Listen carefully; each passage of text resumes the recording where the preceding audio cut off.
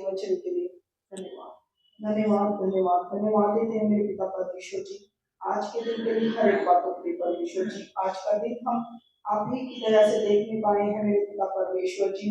प्रभु हम धन्यवाद देते हैं। और प्रभु जी जितने भी भजन हुए प्रभु आपको भाई आपकी महिमा के लिए थे मेरे परमेश्वर। तो जितने भी लोगों ने गवाहियां दी है मेरे परमेश्वर जी, वो सब आप ही की तरफ से प्रभु आपने हर एक के जीवन में कार्य किए हैं मेरे परमेश्वर। हम धन्यवाद देते हैं प्रभु जी, धन्यवाद देते हैं हर एक बातों के लिए मेरे परमेश्वर। और सिस्टर सालू को आपके हाथों में सौंप देते हैं मेरे परमेश्वर जी। आज आप उनके द्वारा हमसे बातचीत करना मेरे परमेश्वर। जो भी वचन हो प्रभु हर एक की हृदय की पट्टियों पे लिखा जाए मेरे परमेश्वर, और हर एक से बात करे मेरे परमेश्वर।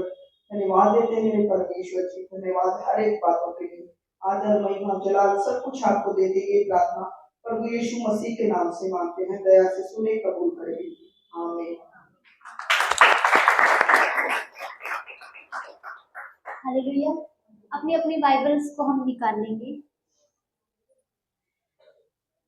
अभी हमने शुरुआत में ही एक भजन गाया परमेश्वर की महिमा के लिए कि सुन लो मेरे भाइयों मसीह जी इस दुनिया में आया। तो उस भजन में मैं सुन रही थी कि परमेश्वर के चमत्कारों के विषय में बताया जाता है ना, कि उसने क्या क्या किया, क्या क्या चमत्कार किए। हाँ, कोढ़ियों को चंगा किया और लंगड़ों को चलाया, और क्या किया, अंधों। हाँ, और क्या क्या चमत्कार कर सकता है परमेश्वर। सब कुछ में क्या क्या, या मुर्दों को जिलाता है, यानी कि जिंदगी देता है, मरे हुओं को जिला देता है। और क्या करता है परमेश्वर? हाँ, जीवन बदलता है परमेश्वर। हाँ, और क्या करता है परमेश्वर?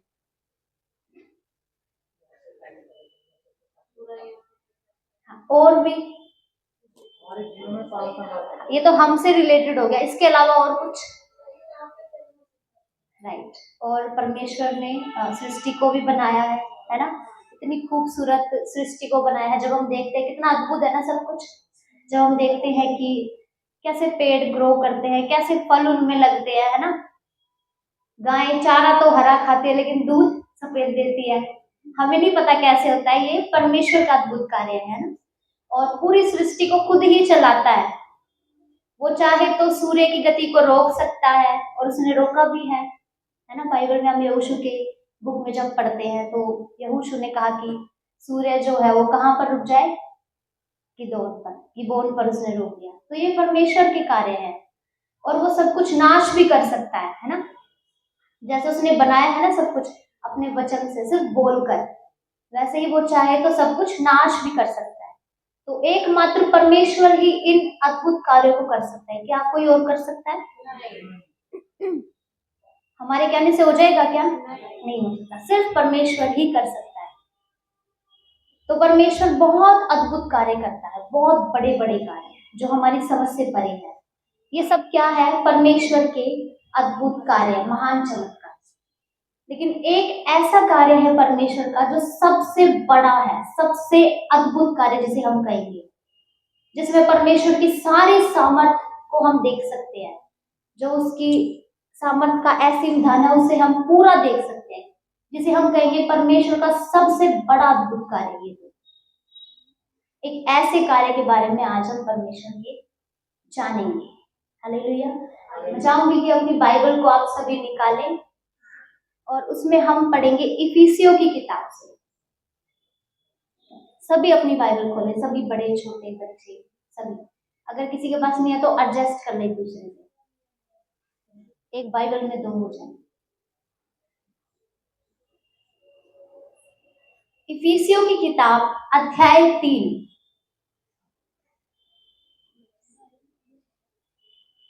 इफिसियों की किताब अध्याय 3 वर्ष भी बताऊंगे। अध्याय 3 निकल गया सबका? अब उसमें हम पढ़ेंगे, धीरे धीरे ठहराव के साथ पढ़ेंगे, समझते हुए। अध्याय 3 वचन 10, ताकि अब कलीसिया के द्वारा परमेश्वर का विभिन्न प्रकार का ज्ञान उन प्रधानों और अधिकारियों पर जो स्वर्गीय स्थानों में है प्रकट किया जाए। समझा आप लोगों ने वचन? फिर से पढ़ती हूँ। ताकि अब कलीसिया के द्वारा, कलीसिया यानी मैं और आप जो हम यहाँ पर सब इकट्ठे हुए हैं मसीह की देह, कलीसिया के द्वारा, हमारे द्वारा परमेश्वर का विभिन्न प्रकार का ज्ञान, परमेश्वर का ज्ञान उन प्रधानों और अधिकारियों पर जो स्वर्गीय स्थानों में है प्रकट किया जाए। तो परमेश्वर का विभिन्न प्रकार का ज्ञान हमारे द्वारा प्रकट किया जाए, और परमेश्वर ने प्रकट किया है। किन पर प्रकट किया है? किन पर प्रकट किया है? दोबारा वचन को पढ़िए सही से। हाँ, स्वर्गीय स्थानों में जो प्रधान और अधिकारी है, कौन प्रकट करेगा? कलीसिया। कलीसिया के द्वारा परमेश्वर का विभिन्न प्रकार का ज्ञान, आपके द्वारा परमेश्वर का ज्ञान प्रकट किया जाए। स्वर्ग स्थानों में जो बैठे हैं कौन? प्रधान और अधिकारी। कौन है ये प्रधान और अधिकारी? पता है किसी को? जोर से बोले जरा। नहीं, फिर से देखिए। कलीसिया, कलीसिया जो है वो हम है। इसके बाद बात आती है प्रधान और अधिकारी जो स्वर्गीय स्थानों में बैठे हैं। कौन है ये? और कोई? आपने क्या बोला था?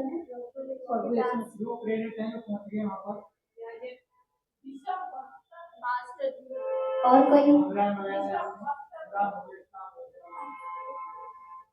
ठीक है, लिखा है कि कलीसिया के द्वारा परमेश्वर का विभिन्न प्रकार का ज्ञान स्वर्गीय स्थानों में बैठे हुए अधिकारियों और प्रधानों को प्रकट किया जाए।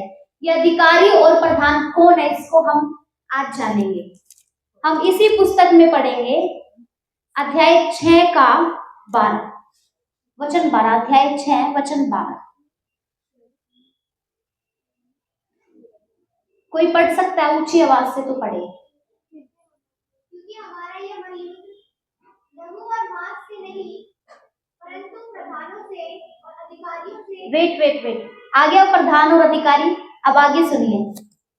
परंतु प्रधानों से और अधिकारियों से और इस संसार के अंधकार के हाकिमों से और उस दुष्टता की आत्मिक सेनाओं से है जो आकाश में है।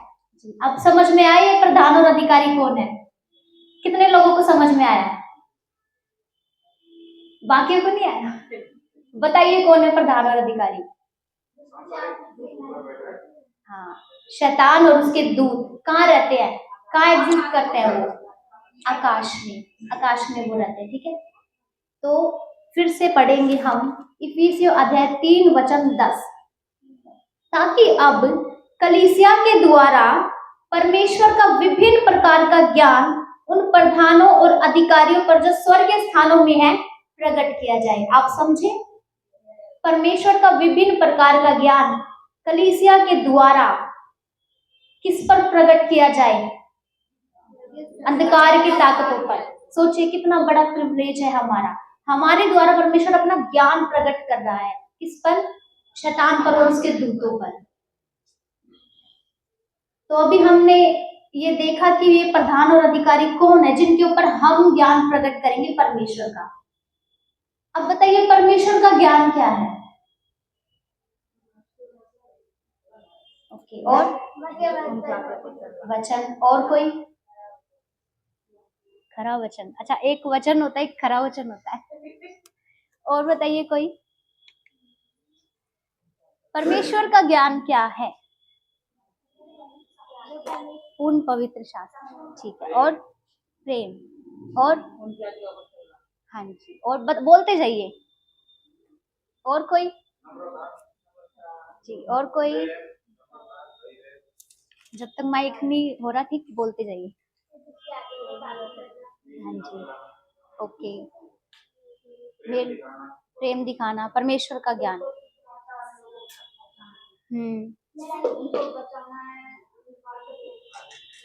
और ओके, और किसी से झगड़ा ना करना। ठीक है, चल जी। तो परमेश्वर का ज्ञान क्या है, ये था क्वेश्चन। ठीक है, परमेश्वर का ज्ञान कलीसिया आपको प्रकट करना है स्वर्गीय स्थानों में बैठे प्रधानों और अधिकारियों पर। किस पर प्रकट करना है? कौन है प्रधान और अधिकारी जो स्वर्ग में बैठे? अभी हमने पढ़ा शैतान और उसके दूत। ठीक है, तो परमेश्वर का ज्ञान क्या है ये हम जानेंगे। पहला कुरिन्थियों अध्याय 1 निकालेंगे।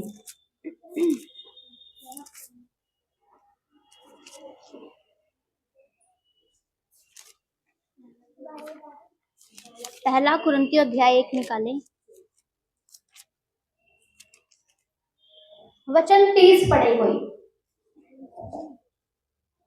परंतु उसी की ओर से तुम मसीह यीशु में हो, जो परमेश्वर की ओर से हमारे लिए ज्ञान ठहरा, अर्थात धर्म और पवित्रता और छुटकारा। हालेलुया। कितनों को समझ में आया परमेश्वर का ज्ञान कौन है? राइट, ये है परमेश्वर का ज्ञान। एक अच्छी ताली परमेश्वर की महिमा के लिए।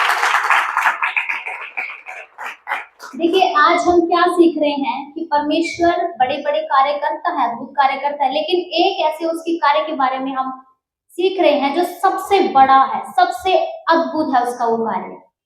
और उस कार्य को उसने क्यों किया, किसको दिखाने के लिए किया? स्वर्गीय स्थानों में बैठे प्रधान और अधिकारियों को। तो लिखा है कि कलीसिया के द्वारा परमेश्वर का ज्ञान प्रकट किया जाए। परमेश्वर ने प्रकट करना चाहा, किन पर? स्वर्गीय स्थानों में बैठे अधिकारियों और प्रधानों को। तो परमेश्वर का ज्ञान कौन है? यीशु मसीह है। लिखा है कि परंतु उसी की ओर से तुम मसीह यीशु में हो। मैं और आप परमेश्वर की ओर से मसीह यीशु में है। जो परमेश्वर की ओर से ये जो है ये यीशु मसीह है, जो परमेश्वर की ओर से हमारे लिए ज्ञान ठहरा। ज्ञान का क्या मतलब है? ये सब भी ज्ञान ही है जो अभी आपने बोला कि हमें, हाँ, ये सब चीजें हमें प्रकट करनी है, लेकिन परमेश्वर का जो ज्ञान है वो कौन है? यीशु मसीह है। ज्ञान का अर्थ मतलब क्या है? ज्ञान ठहरा अर्थात धर्म, पवित्रता, छुटकारा। हम मसीह यीशु में धर्मी ठहरे, हम मसीह यीशु में पवित्र ठहरे, हम यीशु मसीह में छुटकारा पाए हुए हैं। तो परमेश्वर ने अपनी ये सामर्थ्य दिखाई है किसको? शैतान और उसके दूतों को। शैतान बड़ा उछल रहा था ना अदन की बारी में, जब उसने आदम को गिराया, जब मनुष्य का उसने पतन कर दिया।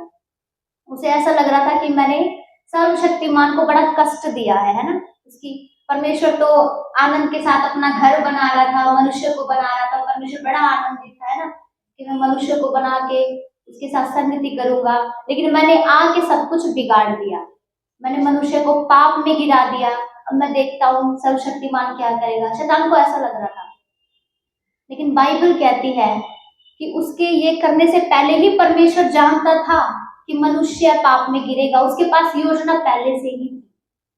हालेलुया, उसके पास योजना पहले से ही थी। आपको पता है ये बहुत बड़ा चमत्कार है, परमेश्वर का बहुत बड़ा अद्भुत कार्य है उद्धार, जो परमेश्वर ने मुझे और आपको दिया है। स्वर्ग दूत जो स्वर्ग से गिराए हुए हैं वो जानते हैं कि परमेश्वर कितना धर्मी है, परमेश्वर कितना पवित्र है। इतना पवित्र है कि बुराई की तरफ कभी भी प्रसन्नता से परमेश्वर नहीं देख सकता। कई बार ऐसा होता है ना कि हम मसीह लोग हैं, मान लीजिए संसार में कुछ ऐसी बात चल रही है जो कि बुरी है और जिसपे संसार के लोग खिलखिलाकर हंसते हैं ना, और आप उधर बैठे हैं, तो ऐसा हो सकता है कि आपकी हंसी छूट गई, लेकिन आपने कंट्रोल कर लिया, नहीं मैं मसीह, मुझे नहीं हंसना। लेकिन परमेश्वर इतना पवित्र है, परमेश्वर कभी भी बुराई की ओर ना प्रसन्नता से नहीं देख सकता। वो घृणा करता है, वो पवित्र है, वो धर्मी है, उसमें अंश भर भी बुराई नहीं है। तो ये जो गिराए हुए स्वर्गदूत है ये जानते हैं परमेश्वर कितना पवित्र है, क्योंकि उसके पास से ही आए हैं। मैंने और आपने तो नहीं देखा, सिर्फ सुनकर विश्वास करते हैं, लेकिन ये लोग जानते हैं उसकी पवित्रता को। जो स्वर्गदूत नॉन स्टॉप क्या बोलते रहते हैं? पवित्र पवित्र पवित्र, इस ऐसे उसकी आराधना होती है। तो वो बहुत ही पवित्र है।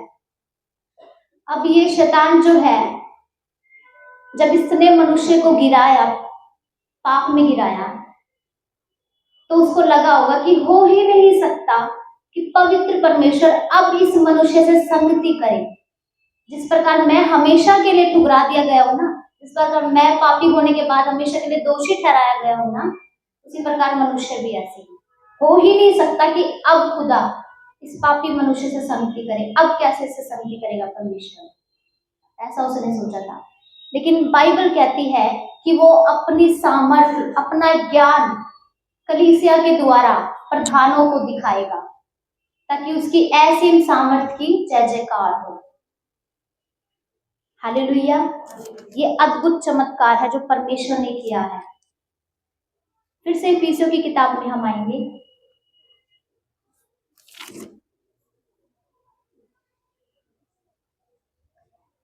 अध्याय 1 वचन 3 से हम पढ़ेंगे। मैं पढ़ूंगी आपके बीच में। हमारे प्रभु यीशु मसीह के परमेश्वर और पिता का धन्यवाद हो।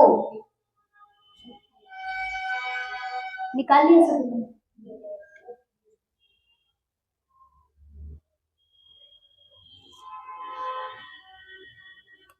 पढ़ू। हमारे प्रभु यीशु मसीह के परमेश्वर और पिता का धन्यवाद हो कि उसने हमें मसीह में स्वर्गीय स्थानों में सब प्रकार की आत्मिक आशीष दी है। कितने लोग जानते हैं कि ये आत्मिक आशीषें क्या है? अक्सर हम इस वचन को यूज भी करते हैं कि परमेश्वर ने हमें आत्मिक आशीष दिया। तो बताइए क्या है आत्मिक आशीष? आप क्या समझते हैं आत्मिक आशीषों से? जी, और ओके, चंगाई का वरदान तो एक शरीर से रिलेटेड है, वो तो एक वो हो गया। आत्मिक आशीष जो चिरस्थायी होती है, उत्तम विवेक और समझना, ये बुद्धि हो गया। और कोई? बुद्धि, समझ, और कोई? वचन पे चलना, वचन में बढ़ना, और कोई?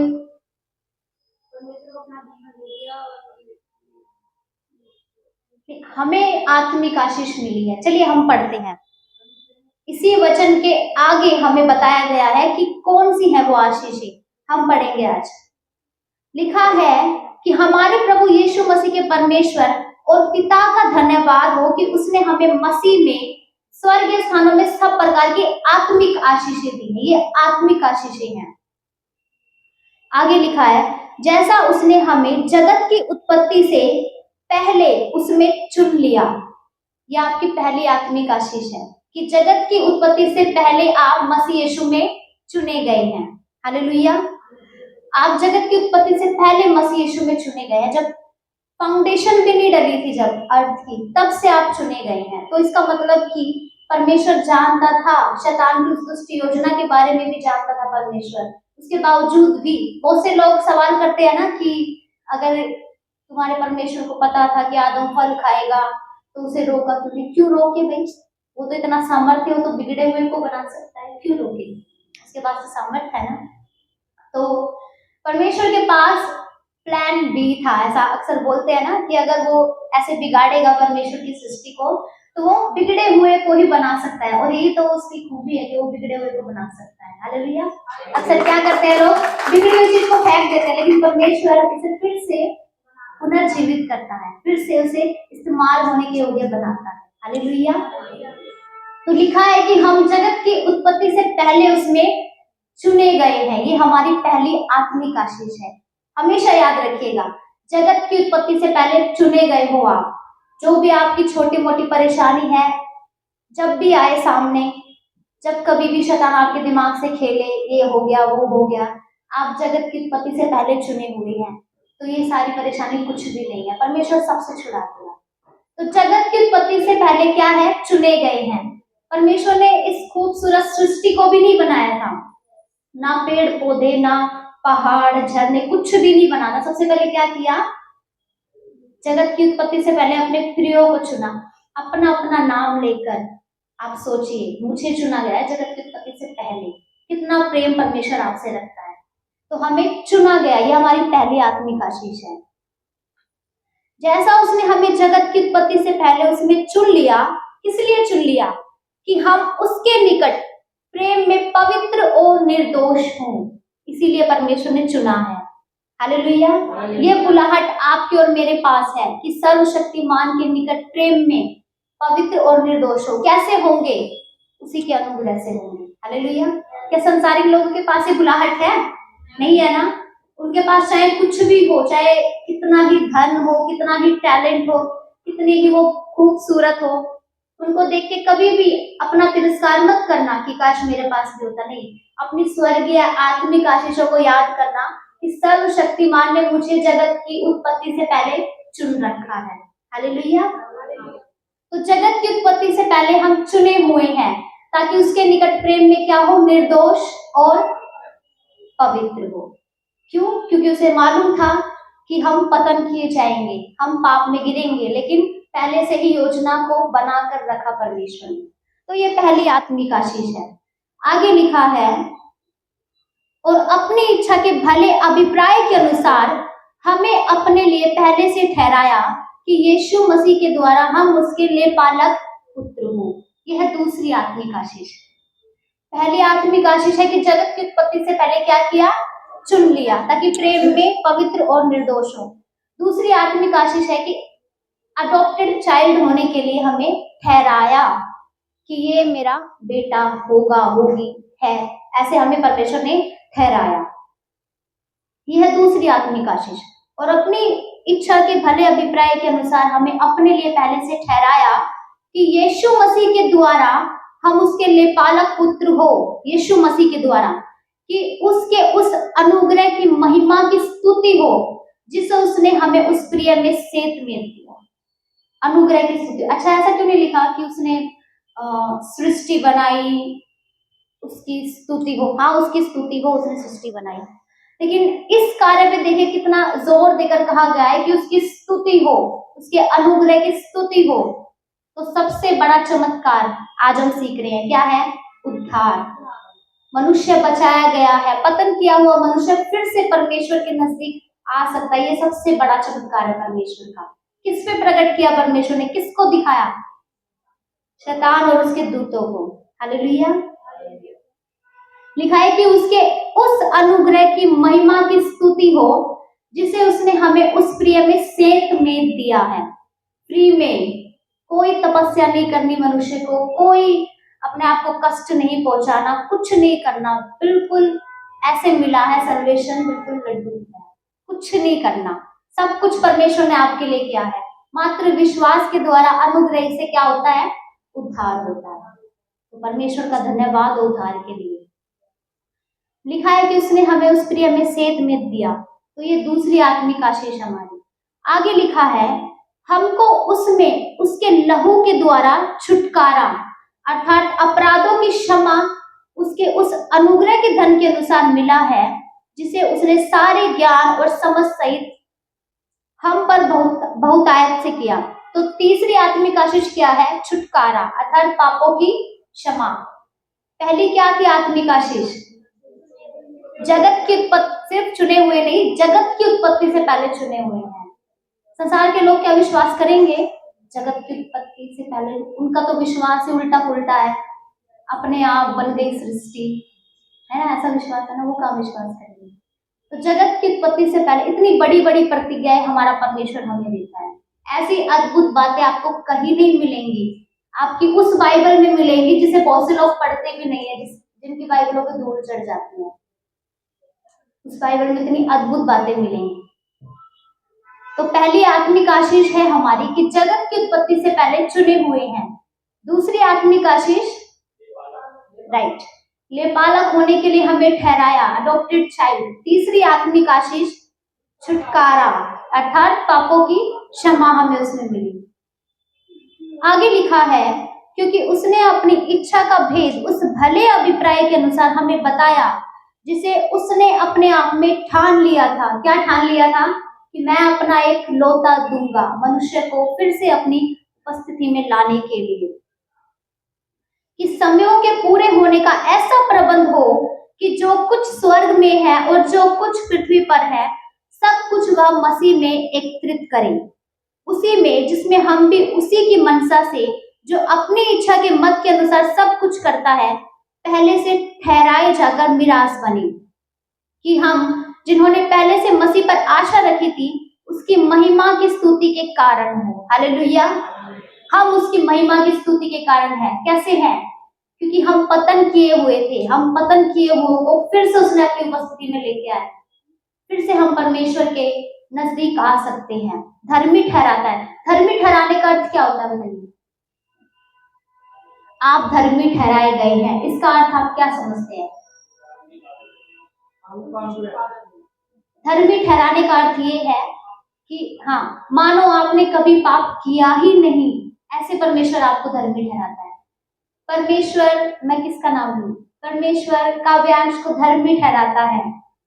परमेश्वर इस प्रकार उसे ठहराता है, ऐसा देखता है कि उसने कभी पाप किया ही नहीं। ये अर्थ है धर्मी ठहराए जाने का। आपको मुझे परमेश्वर इस प्रकार धर्मी ठहराता है। उद्धार के बाद भी जब कभी हम जाने अनजाने या फिर जानबूझकर जब हम पाप कर देते हैं ना, तब भी परमेश्वर दया करता है और धर्मी ठहराता है। चाहे कितने ही घिनौने पाप हो, कैसा ही कुकर्म किया हो, परमेश्वर धर्मी ठहराता है। क्यों ठहराता है? क्योंकि उसकी ऐसी कीमत चुकाई है ना उसने, जिसकी हम कल्पना भी नहीं कर सकते।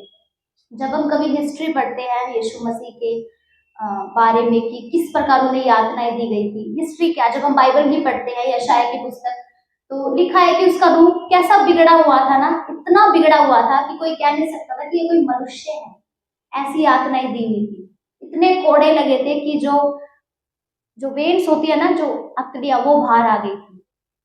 ऐसी यातना परमेश्वर को मिलती मेरे और आपके लिए, पापों के लिए। इतना प्रेमी है परमेश्वर।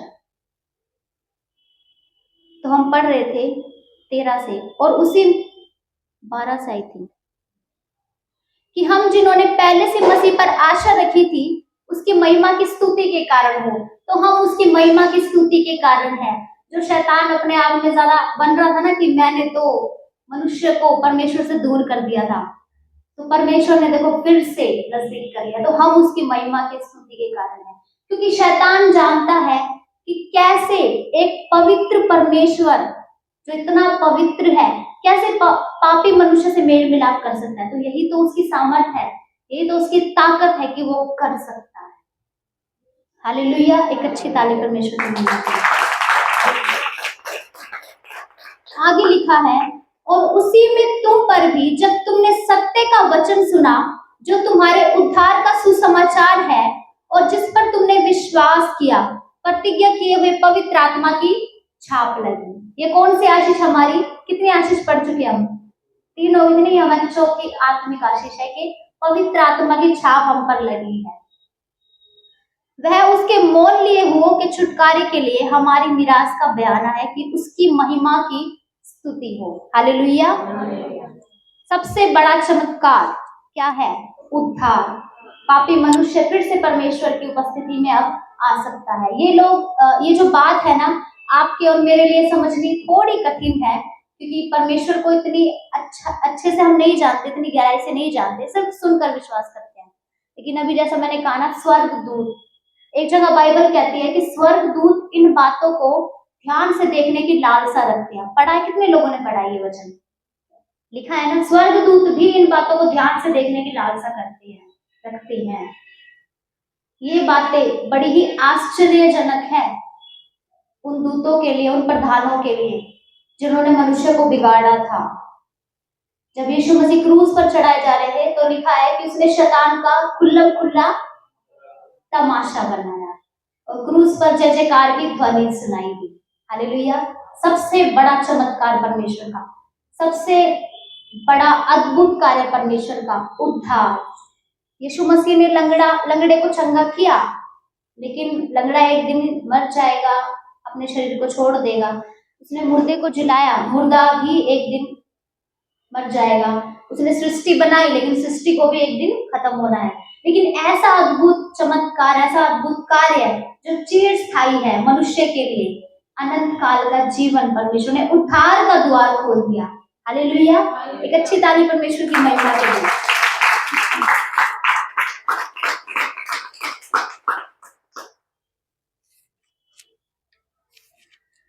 इफिसियों अध्याय 2 वचन 10 हम पढ़ेंगे। क्योंकि हम उसके बनाए हुए हैं और मसीह यीशु में उन भले कामों के लिए सृजे गए हैं जिन्हें परमेश्वर ने पहले से हमारे लिए, हमारे करने के लिए तैयार किया। हालेलुया। वचन को आपने समझा कि हम उसके बनाए हुए हैं और मसीह यीशु में इसलिए सृजे गए हैं क्योंकि परमेश्वर ने कुछ कार्य है जो हमारे करने के लिए तैयार किए गए हैं। बोर हो रहे हैं आप लोग?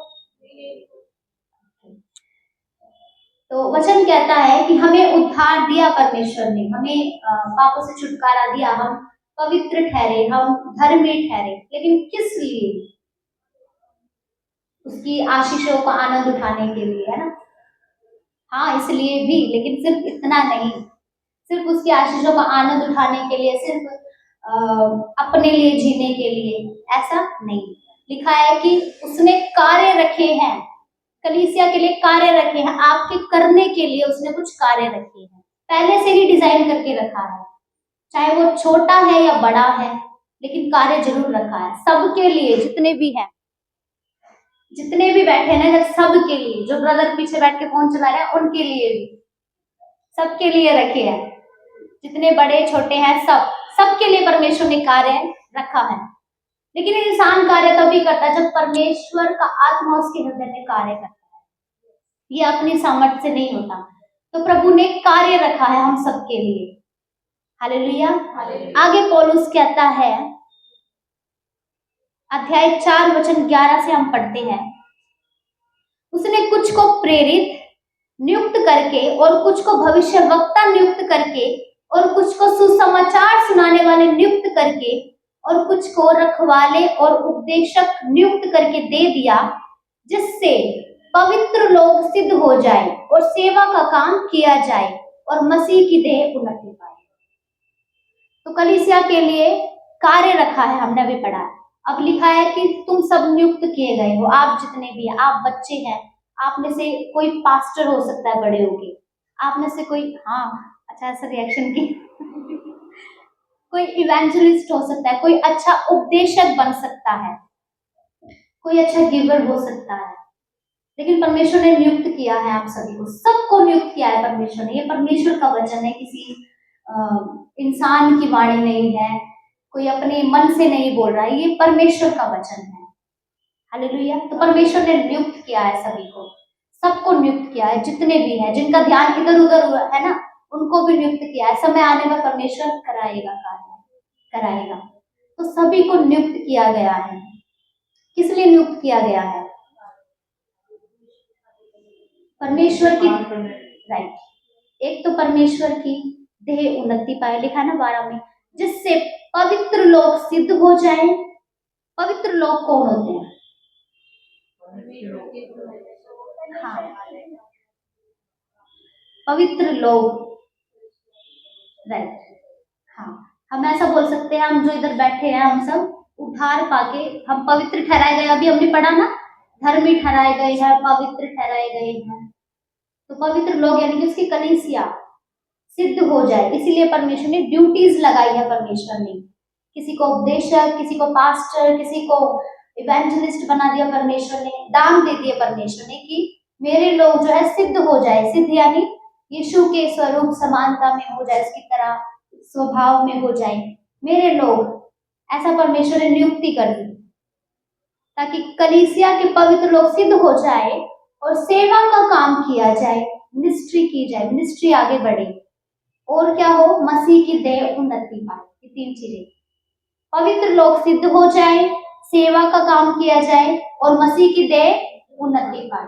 इन 3 चीजों को करने के लिए परमेश्वर ने कलीसिया में लोगों को नियुक्त किया है। अब अपनी बुलाहट का हमें कैसे पता चलेगा? आपका सवाल हो सकता है, मुझे कैसे पता चले मैं पास्टर बनूंगी या फिर इवेंजलिस्ट बनूंगा, मुझे कैसे पता चलेगा?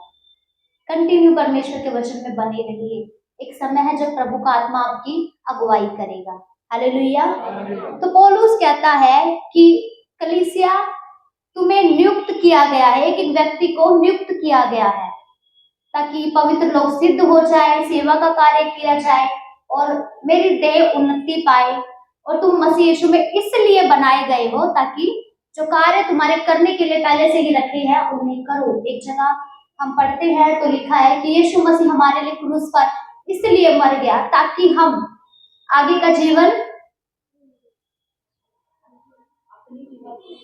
राइट, एक अच्छी ताली परमेश्वर की होनी, हम आगे का जीवन अपने लिए ना जीकर उसके लिए जिए। अब इसका अर्थ क्या ये है क्या कि हम अपनी नौकरी छोड़ दें और बच्चों को त्याग दे, संन्यास ले ले, ऐसा है क्या कुछ? नहीं ना। कैसे जियोगे उसके लिए? Right, right. आज्ञाओं का पालन हम नौकरी करते हुए भी कर सकते हैं और हमें करना है ना। कोई सिस्टर जैसे हाउस वाइफ है तो वो हाउस वाइफ रहकर ही, यही तो है आज्ञा का पालन कि अपने पति के अधीन रहो, बच्चों का अच्छे से वचन के अनुसार पालन पोषण करो, यही तो है आज्ञा। ऐसा थोड़ी है कि नहीं मैं सब कुछ छोड़ के बाइबल पढ़ूंगी पास्टर बनूंगी, नहीं। हर क्षेत्र में जहां कहीं आप है वहीं पर रह के आज्ञाओं का पालन करना है मसीह यीशु की। तो पौलुस कहता है कि तुम मसीह यीशु में इसलिए बुलाए गए हो ताकि जो कार्य तुम्हारे करने के लिए रखे गए हैं उन्हें तुम करो और आगे का जीवन जो है मसीह के लिए जियो, और तुम में से प्रत्येक जो है नियुक्त किया गया है। उसके बाद पौलुस कहता है वचन 17 में, देखो गंभीरता से जरा देखेंगे। इसलिए मैं यह कहता हूं, ये सारी बातें बताने के बाद पौलुस कह रहा है कि इसलिए मैं यह कहता हूं और प्रभु में आग्रह करता हूं, मैं रिक्वेस्ट कर रहा हूं, बड़े ही एक ऐसे हृदय के साथ, एक दुखी हृदय के साथ मैं रिक्वेस्ट कर रहा हूँ। आई रिक्वेस्ट यू, कलीसिया से बोल रहा हूँ, कलीसिया से वो बोल रहा है कि इसलिए मैं कहता हूँ और प्रभु में आग्रह करता हूँ कि जैसे अन्य जाति लोग अपने मन की अनर्थ रीति पर चलते हैं, तुम अब से फिर ऐसे ना चलना। अब से यानी कि जब तुम्हें ये सारी बातें पता चल गई है ना, क्या क्या तुम्हें आत्मिक आशीषें दी गई है। क्या है आत्मिक आशीषें? जगत की उत्पत्ति से पहले चुने गए हो, लेपालक होने के लिए ठहराए गए हो, छुटकारा मिला है, पवित्र आत्मा की छाप लगी है और मसीह यीशु में इसलिए सृजे गए हो ताकि कार्य करो जो तुम्हारे लिए करने के लिए पहले से ही परमेश्वर ने रेडी रखी है। नियुक्त किए गए हो, क्या क्या बुलाहट है, पास्टर, उपदेशक, इवेंजलिस्ट, शिक्षक और भी बहुत सी। ये सब बोलकर पौलुस कहता है कि इसलिए मैं रिक्वेस्ट करता हूं, मैं आग्रह करता हूं कि अपनी मन की अनर्थ रीति पर मत चलो जैसे अन्य जाति के लोग चलते हैं। ऐसा पौलुस कहता है। तो इसका मतलब कि जब पौलुस कह रहा है कि तुम मत चलो, इसका मतलब कि चांसेस है कि हम चल सकते हैं, है ना। क्योंकि हम कैसे बनाए गए हैं? क्या हम कठपुतली बनाए गए हैं? परमेश्वर जैसा चाहे वैसे चलाए। कैसे बनाए गए हैं हम? स्वतंत्रता मिली है हमें, फ्री विल मिली है। यही तो कारण है जब आदम में परमेश्वर ने इंस्ट्रक्शन दिया आदम को कि ये फल नहीं खाना, तो वो बैठकर देखने लगा कि अब ये अपनी फ्री विल का कैसे यूज करता है। तो फ्री विल दी गई है, जोर जबरदस्ती कुछ भी नहीं। हम चाहे तो परमेश्वर के नियमों पर चल भी सकते हैं, हम चाहे तो ना भी चले, हम अपनी मन मर्जी कर सकते हैं। लेकिन पौलुस यहाँ पर कहता है कि मैं आग्रह करता हूँ, वो सारी बातें कहकर पौलुस कहता है कि मैं आग्रह करता हूँ कि अन्य जातियों की तरह मत चलो अपने मन की अनर्थ रीति पर। अगर चलोगे तो परमेश्वर का कार्य क्या होगा? रुक जाएगा। रुकेगा तो खैर नहीं, परमेश्वर को तो कार्य लेना ही है, आपसे नहीं तो किसी और से लेगा, लेकिन आपकी जवाबदेही होगी। आपको ऐसा भी नहीं सोचना है अरे मैं नहीं करा तो कोई नहीं, कोई और करेगा, लेकिन आप क्या जवाब देंगे? आपको तो लेखा देना है ना, है ना, हमें लेखा देना है। अच्छा, परमेश्वर सिर्फ इस बात का न्याय नहीं करेगा कि हमने बुराई की, पाप की, परमेश्वर इस बात का भी लेखा लेगा कि तुम क्या कर सकते थे और तुमने नहीं किया, तुम्हारी क्या बुलाहट थी, तुम उसके अनुसार नहीं चले। स्पष्ट बताएगा परमेश्वर आपको। ऐसा आप बहाना नहीं बना सकते कि प्रभु मैं तो कंफ्यूज था, कंफ्यूज थी। तो स्पष्ट परमेश्वर आपको बताएगा। लिखा है ना वचन में कि हम निरुत्तर है, निरुत्तर है वे लोग जिनका परमेश्वर न्याय करेगा। कोई बहाना नहीं, कुछ नहीं। तो पौलुस रिक्वेस्ट कर रहा है कि मैं आग्रह करता हूं कि जैसे अन्य जाति लोग अपने मन की अनर्थ रीति पर चलते हैं, तुम अब से फिर ऐसे ना चलो। अब से, क्योंकि मैंने तुम्हें बता दिया है तुम्हारी क्या बुलाहट है, परमेश्वर ने तुम्हारे लिए क्या किया है। ये सब सुनने के बाद अब से फिर तुम ऐसे ना चलो। इसका मतलब कि इफिसियों की कलीसिया के कुछ लोग गलत चाल चल रहे थे, मसीह के विपरीत चल रहे थे। तो पौलुस उनसे बात करता है और यही लेटर्स आज भी हमसे बात करते हैं। तो परमेश्वर की योजना के अनुसार, उस बुलाहट के अनुसार क्रूस के सीधे मार्ग पर हमें चलना है। बहुत ही आनंदमय है क्रूस का मार्ग। संसार का जो रास्ता है, जो प्रलोभन है, वो धोखेबाज है। वो तब तक आपको आनंद देंगे जब तक आप परमेश्वर की उपस्थिति से निकल नहीं जाते। जब निकल जाओगे ना, तब एक मातम सा छा जाएगा आपके अंदर, आपका हृदय आपको दोष देगा, आपकी शांति चली जाएगी, वो आपको आनंद नहीं देंगे। लेकिन परमेश्वर का जो आनंद है वो सदा बना रहता है। जब आप परमेश्वर के सीधे मार्ग पर चलते हैं आत्मा के अनुसार, तो दुनिया की सारी चीजें फीकी लगेंगी। पौलुस कहता है कि मैं कूड़ा समझता हूँ। आपको पता है पौलुस ने ये स्टेटमेंट दिया कि मैं कूड़ा समझता हूँ, लेकिन ये करना उसके लिए कितना कठिन था, बहुत कठिन था, बहुत ही। संसार का जो प्रलोभन है ना, उसमें इतनी ताकत है, इतनी पावर है कि आप नहीं टिक सकते तब तक जब तक आपके पास परमेश्वर की सामर्थ्य नहीं है, आपके पास आत्मा का अनुग्रह नहीं है, आप नहीं टिक सकते। मैं प्रैक्टिकली बता रही हूँ, बहुत ही पावरफुल है मन को जीतना। अपने वचन कहता है कि मन को जीत लेना गढ़ों को जीत लेने से उसके इक्वल है। तो मन को जीत लेना लिखा है यिर्मयाह अध्याय 17 वचन 9 निकालेंगे।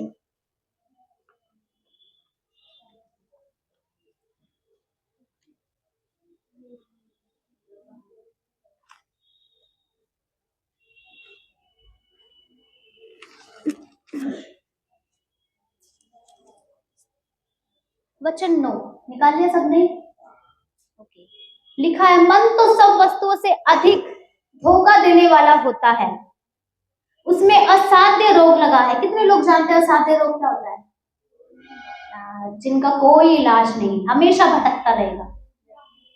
उसका भेद कौन समझ सकता है? कितने लोग ऐसे हैं जो अपने डिसीजन पे रिग्रेट करते हैं, पछताते हैं कि मैंने ऐसा क्यों किया, मैंने वैसा क्यों किया, ना।